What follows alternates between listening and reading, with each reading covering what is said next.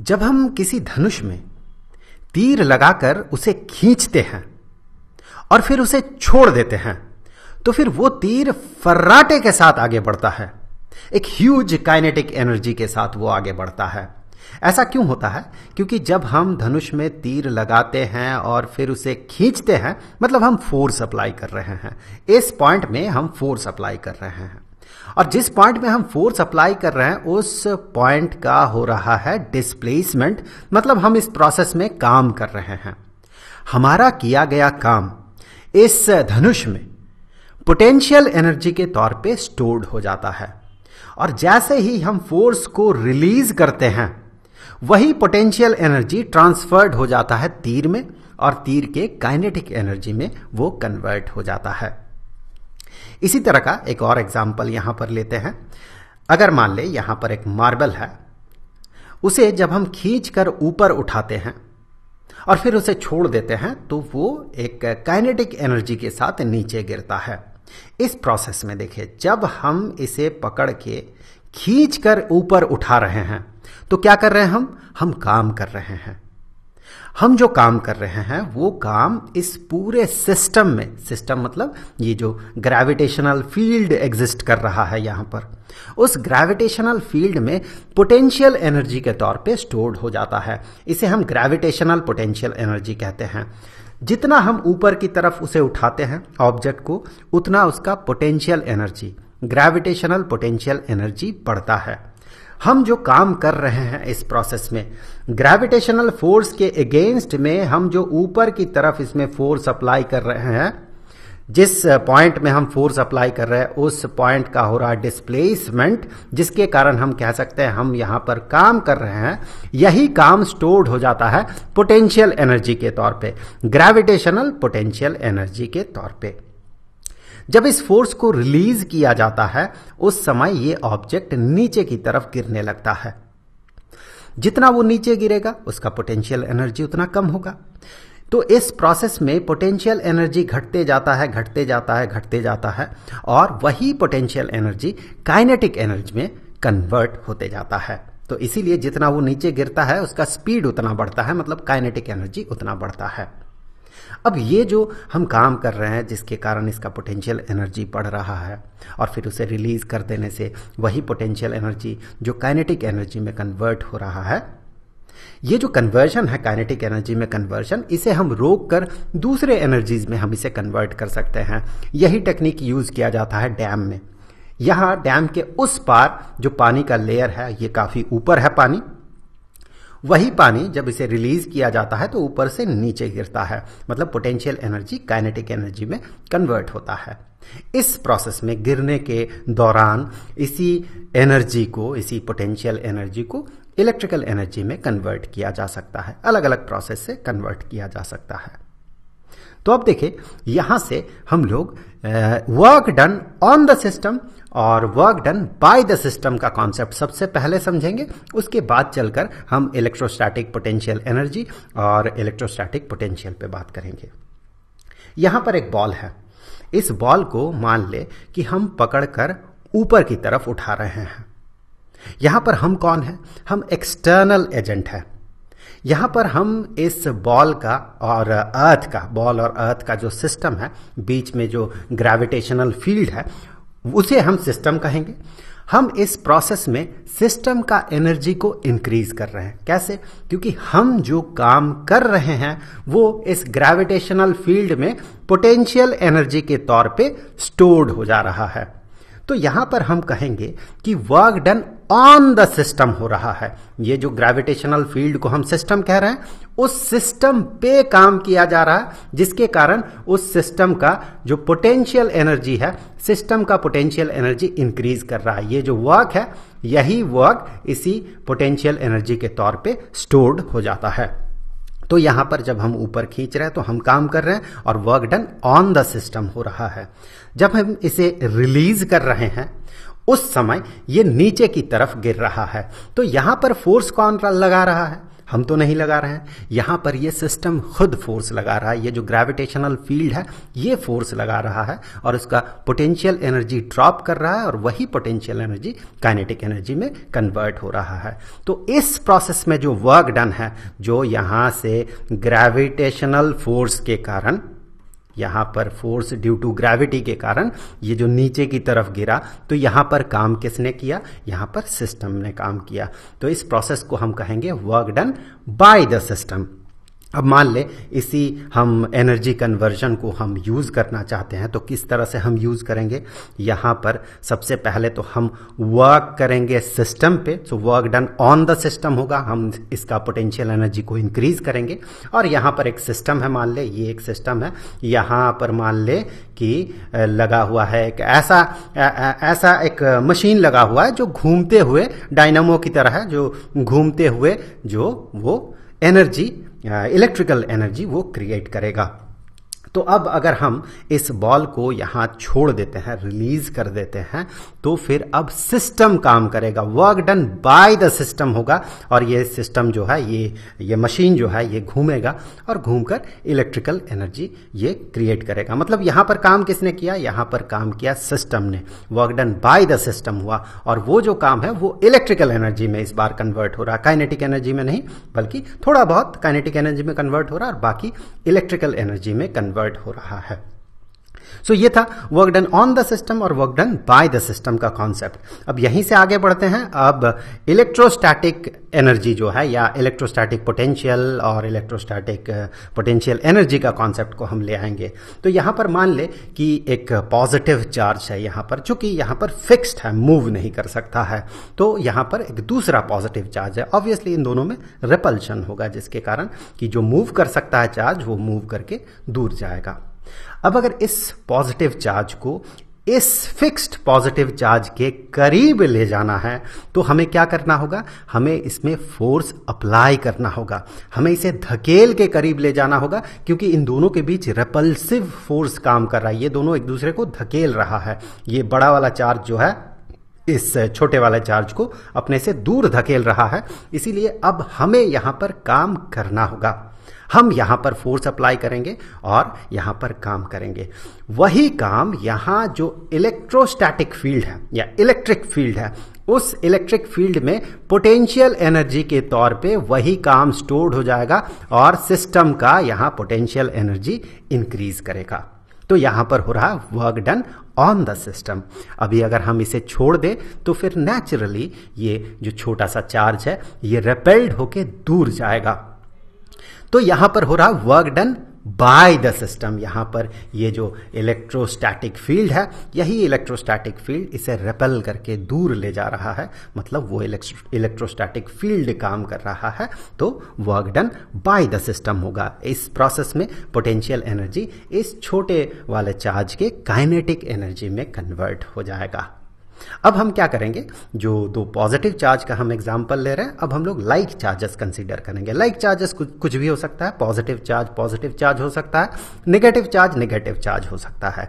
आपको ये बताना है कि किस सिचुएशन में work done on the system हो रहा है और किस सिचुएशन में work done by the system हो रहा है। तो दोनों मान ले पॉजिटिव चार्ज है या दोनों नेगेटिव चार्ज है, आप अपने हिसाब से मान ले। अब अगर इस चार्ज को, ये तो फिक्स्ड है, दूसरे वाले छोटे चार्ज को अगर यहां से करीब आना हो, तो आप कहिए यहां पर work done by the system हो रहा है या फिर work done on the system हो रहा है। देखिए दोनों में रिपल्सिव फोर्स काम करेगा, लाइक चार्जेस है, तो रिपल्सिव फोर्स के अगेंस्ट इसे धकेल के कोई एक्सटर्नल एजेंट होगा जो इसे धकेल के करीब ले जाएगा। अब धकेल के करीब ले जाएगा मतलब यहां पर एक्सटर्नल एजेंट काम करेगा, जो काम इस सिस्टम में, दैट मीन यहां पर जो फील्ड है, इलेक्ट्रिक फील्ड है, उस फील्ड में स्टोर्ड हो जाएगा। मतलब work done on the system होगा और इस प्रोसेस में इसका पोटेंशियल एनर्जी जो है, पोटेंशियल एनर्जी इंक्रीज करेगा। जो काम किया जाएगा वही काम पोटेंशियल एनर्जी के तौर पे स्टोर्ड होगा। तो work done on the system हुआ। अभी अगर इसे रिलीज कर दिया जाए, छोड़ दिया जाए यहां से, तो ये यहां से दूर चला जाएगा, क्योंकि नेचुरली ये दोनों एक दूसरे को रिपेल करेगा। तो ये छोटा वाला चार्ज इससे दूर चला जाएगा। तो अब बताइए यहां पर work done by the system होगा या फिर work done on the system होगा? ऑब्वियसली ये दूर जो ले जा रहा है इसे कौन काम कर रहा है? यहां जो बीच में जो फील्ड है, इलेक्ट्रोस्टैटिक फील्ड है, वही इलेक्ट्रोस्टैटिक फील्ड नेचुरली इसे धकेल के दूर ले जा रहा है, मतलब work done by the system हो रहा है।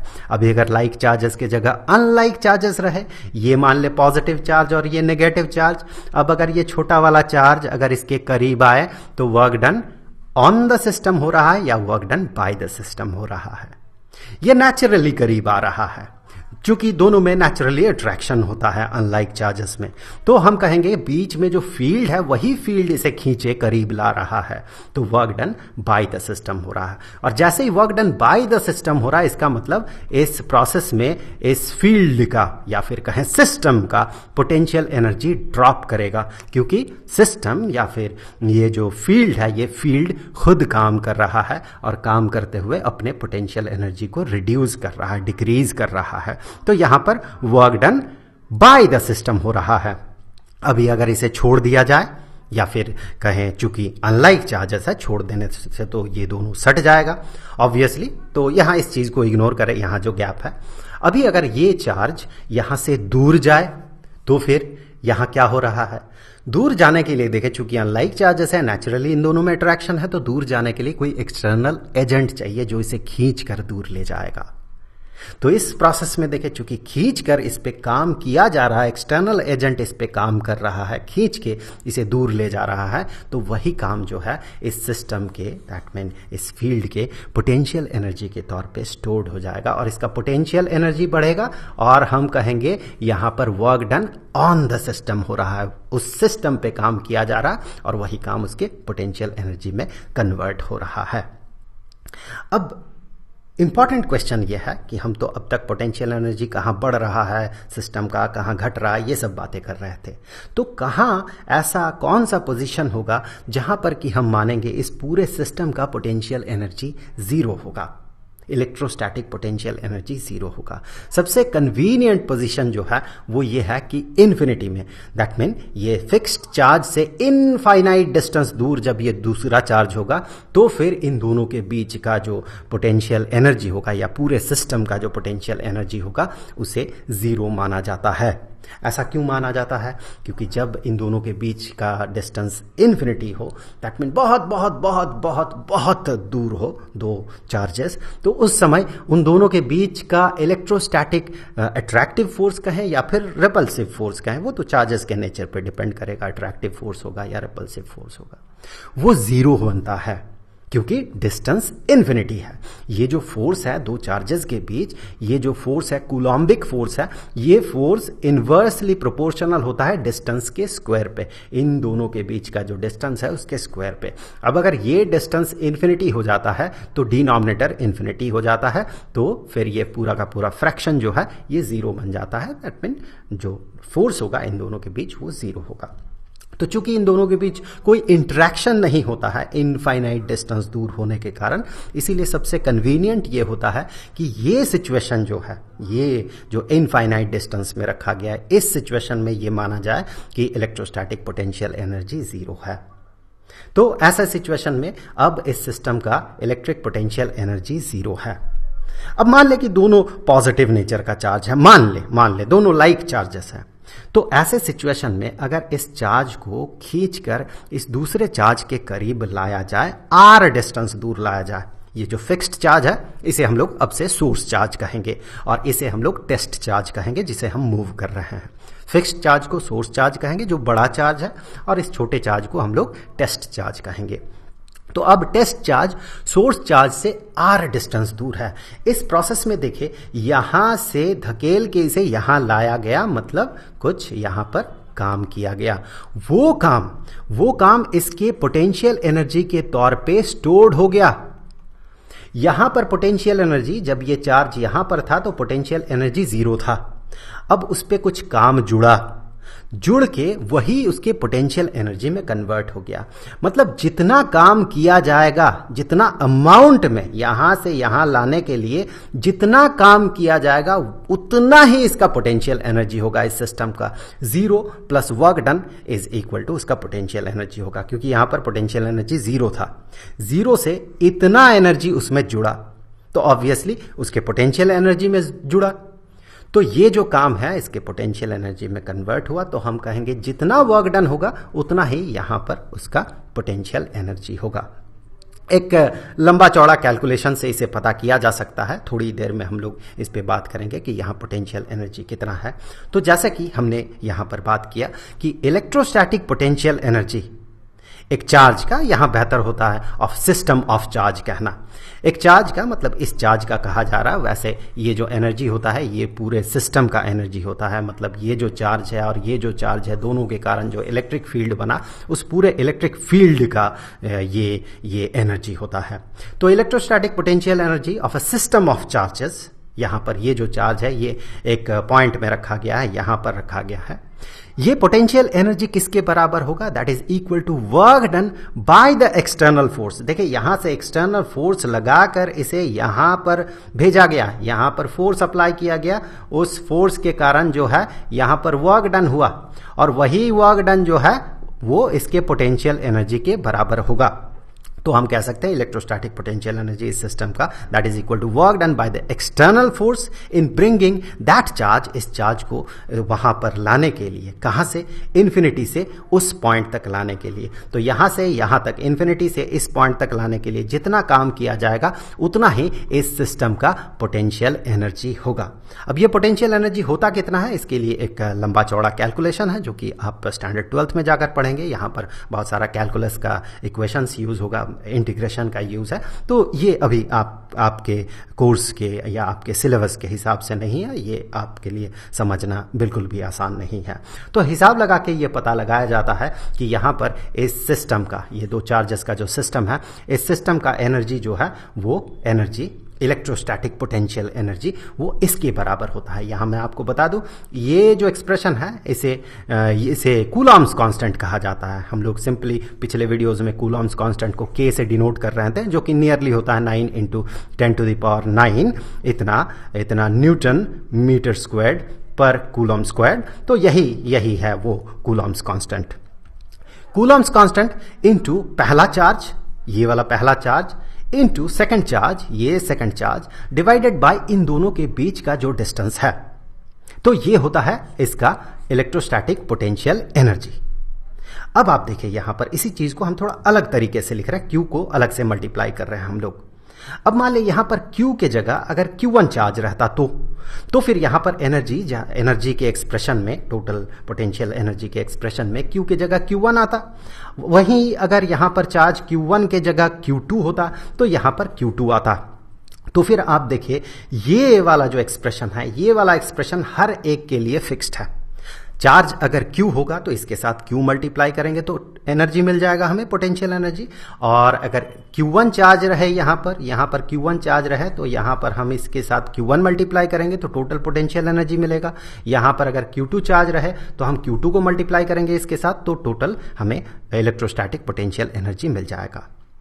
तो हम कह सकते हैं ये जो एक्सप्रेशन है, ये वाला जो एक्सप्रेशन है, ये एक्सप्रेशन एसोसिएटेड है इस पॉइंट के साथ। इस सोर्स चार्ज से r डिस्टेंस दूर ये जो पॉइंट है, इस पॉइंट के साथ हम इसे एसोसिएट कर सकते हैं इस एक्सप्रेशन को। इस पॉइंट में अगर Q चार्ज रखा जाए तो इस एक्सप्रेशन के साथ Q मल्टीप्लाई करना है एनर्जी, पोटेंशियल एनर्जी पता करने के लिए। अगर Q1 चार्ज रहे तो इस एक्सप्रेशन के साथ Q1 मल्टीप्लाई करना है, एंड सो ऑन। ये जो एक्सप्रेशन है जो कि इस पॉइंट के साथ एसोसिएटेड है, इस एक्सप्रेशन को उस पॉइंट का इलेक्ट्रिक पोटेंशियल या इलेक्ट्रोस्टैटिक पोटेंशियल कहा जाता है, और इसे V से डिनोट किया जाता है, लेटर V से डिनोट किया जाता है। तो आप देखें एक पॉइंट जो कि Q सोर्स चार्ज से r डिस्टेंस दूर है, उस पॉइंट का इलेक्ट्रोस्टैटिक पोटेंशियल होता है कूलॉम्स कांस्टेंट इनटू वो चार्ज जिस चार्ज के कारण वहां पोटेंशियल बन रहा है, वो चार्ज डिवाइडेड बाय वो पॉइंट उस चार्ज से कितना डिस्टेंस दूर है। तो r डिस्टेंस दूर है, तो ये हो गया इलेक्ट्रिक पोटेंशियल का एक्सप्रेशन। हम इसे कुछ इस तरह से डिफाइन कर सकते हैं। डिफाइन करने से पहले मैं आपको बता दूं, मान ले कि अगर यहां पर यूनिट पॉजिटिव चार्ज रहता है, यहां पर एक यूनिट पॉजिटिव चार्ज रहता +1, यहां पर यूनिट लिखना, कूलॉम लिखना पूरी तरह से सही नहीं होगा, फिर भी मैं लिख रहा हूं। मान ले कि यहां पर यूनिट पॉजिटिव चार्ज रहता, तो फिर यहां पर आप देखें यहां कितना काम करना पड़ता, इन्फिनिटी से इस चार्ज को यहां तक लाने के लिए कितना काम करना पड़ता। तो यहां पर वही उसका एनर्जी होता, पोटेंशियल एनर्जी सिस्टम का, वो बराबर होता कूलॉम्स कांस्टेंट, उसे हम ऐसे भी रिप्रेजेंट करते हैं 1/4πε0 इनटू जो सोर्स चार्ज है Q इनटू जो टेस्ट चार्ज है, यहां पर टेस्ट चार्ज कितना है, टेस्ट चार्ज 1 है, डिवाइडेड बाय इन दोनों के बीच का डिस्टेंस विच इज r। तो ये जो 1 से हम मल्टीप्लाई कर रहे हैं इसे हटा सकते हैं। तो इस केस में यूनिट पॉजिटिव चार्ज के केस में देखिए, ये जो एक्सप्रेशन है पोटेंशियल एनर्जी का एक्सप्रेशन, जो कि ऑब्वियसली इस चार्ज को इन्फिनिटी से यहां पर लाने के लिए किया गया काम के बराबर होगा। ये एक्सप्रेशन पोटेंशियल के एक्सप्रेशन के बराबर बन रहा है।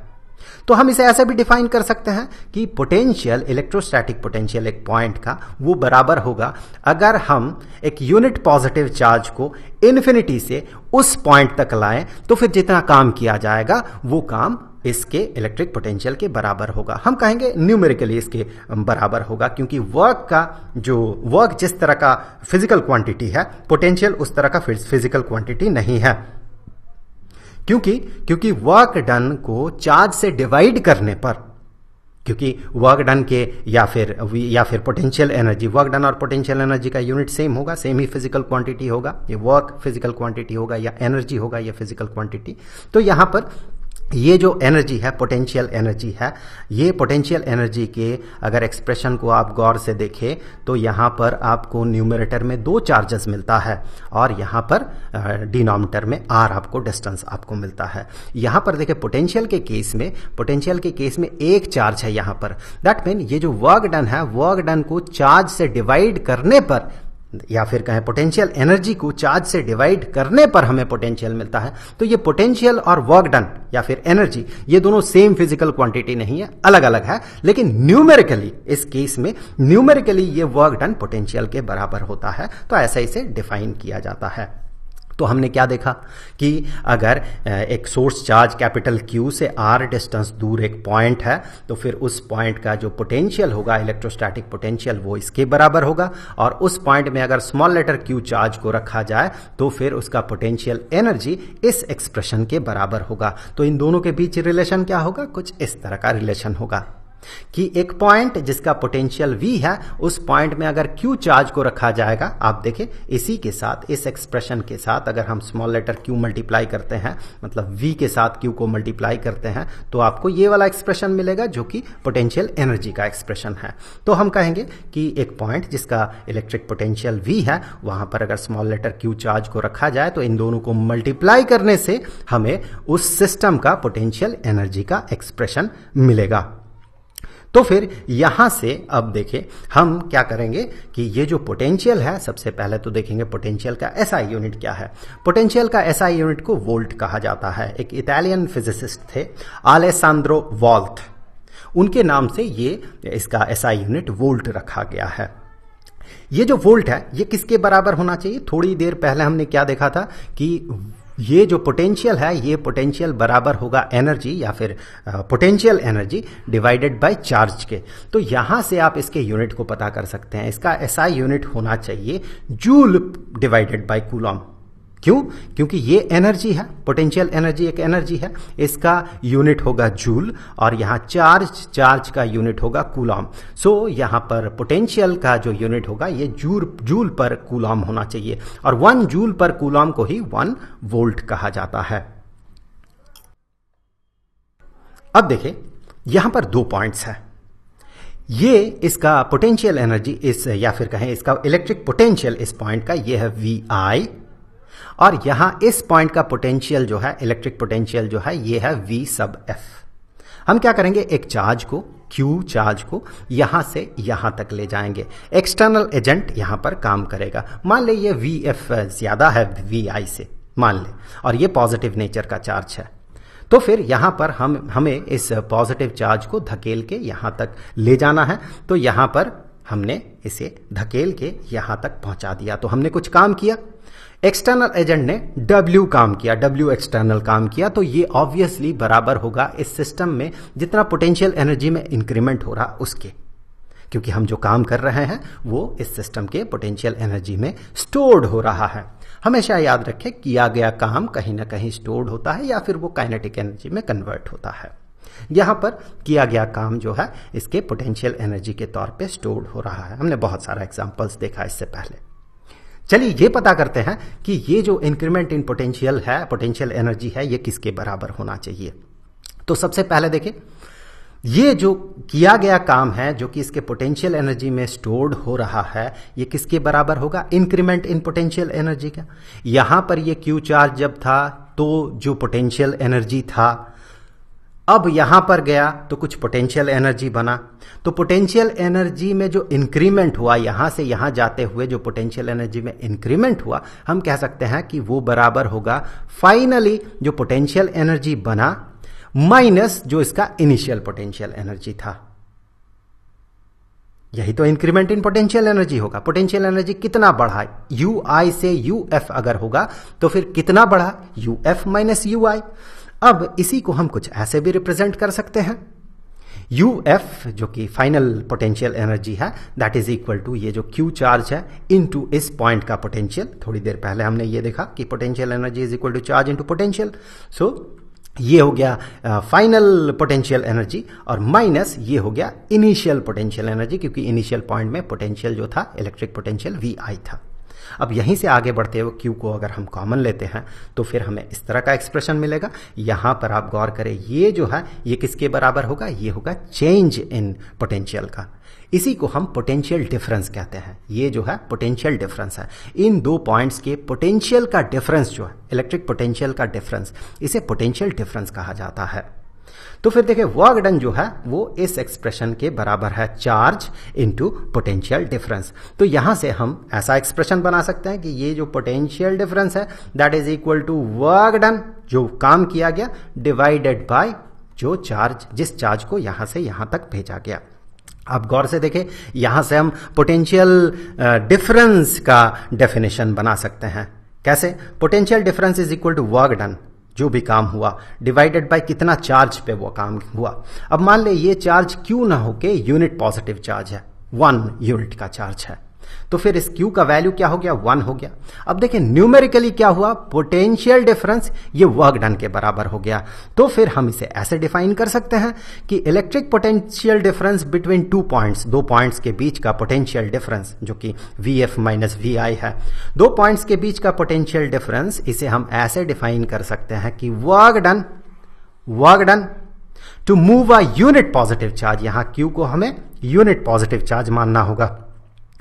तो work done to move a unit positive charge from one point to another point, मतलब यहां से जो हम यहां तक भेज रहे हैं Q को अभी 1 मानना होगा। तो 1 मानते ही हमारा ये जो वर्क डन होगा ये पोटेंशियल डिफरेंस के बराबर हो जाएगा। So electric potential difference 2 point के बीच का, उसे हम ऐसे डिफाइन करेंगे कि इस प्रोसेस में चार्ज को, यूनिट पॉजिटिव चार्ज को यहां से एक पॉइंट से दूसरे पॉइंट में ले जाने के लिए जो काम किया गया, यहां पर जो काम होगा ये W के बराबर है, वही इन दोनों का या न्यूमेरिकली वही इस पोटेंशियल डिफरेंस के बराबर होगा। अब देखिए कुछ इंपॉर्टेंट चीज़ें जो कि स्टैंडर्ड 10th लेवल पे आपको करंट इलेक्ट्रिसिटी समझने में फ़ायदेमंद होगा। कुछ इंपॉर्टेंट बातें कि मान ले यहाँ पर एक चार्ज है, सोर्स चार्ज, पॉजिटिव नेचर का चार्ज है, तो इसके आसपास जो पोटेंशियल बनेगा, यहाँ इसके करीब के पॉइंट्स में बहुत ह्यूज पोटेंशियल बनेगा, ह्यूज पॉजिटिव पोटेंशियल बनेगा, और दूर के पॉइंट्स में कम पोटेंशियल बनेगा, कम अमाउंट का पोटेंशियल बनेगा। क्योंकि आप इसे ऐसे भी समझ सकते हैं, मान ले इनफाइनाइट डिस्टेंस दूर एक यूनिट पॉजिटिव चार्ज है। इस पॉजिटिव चार्ज को जितना आप करीब ले जाएंगे इस पॉजिटिव चार्ज के, उतना आपको काम करना होगा। जितना करीब ले जाएंगे उतना आपको काम करना होगा, मतलब उतना पोटेंशियल इसका बढ़ते जा रहा, पोटेंशियल एनर्जी बढ़ते जा रहा। हेंस आप कह सकते हैं अगर यूनिट पॉजिटिव चार्ज है तो इसी वर्क को आप इलेक्ट्रिक पोटेंशियल भी मान सकते हैं, न्यूमेरिकली उसके बराबर होगा क्योंकि यूनिट पॉजिटिव चार्ज है। तो उतना उसका पोटेंशियल जो है उन पॉइंट्स का, यहाँ पर पॉइंट जो है उसका पोटेंशियल, फिर यहाँ पर जो पॉइंट है उसका पोटेंशियल, जितना करीब हम लेते जाएंगे पोटेंशियल उतना बढ़ते जाएगा, क्योंकि हमें उतना ज़्यादा काम करना होगा पॉजिटिव में रेपल्शन होने के कारण। तो अलग अलग पॉइंट्स में अलग अलग पोटेंशियल होगा। करीब के पॉइंट्स में हाई पोटेंशियल होगा, हायर पोटेंशियल होगा, दूर के पॉइंट्स में लोअर पोटेंशियल होगा। उसी चीज़ को हम कुछ ऐसे ग्राफ में रिप्रेजेंट कर सकते हैं। थोड़ी देर पहले हमने एक्सप्रेशन में भी ये देखा था कि पोटेंशियल जो होगा, ये इसका एक्सप्रेशन अगर देखें 1/4πε0 इनटू सोर्स चार्ज। यहाँ पर सोर्स चार्ज पॉजिटिव है, मान ले प्लस क्यू चार्ज है, सोर्स चार्ज जो कि पॉजिटिव नेचर का है, डिवाइडेड बाय उस पॉइंट का डिस्टेंस।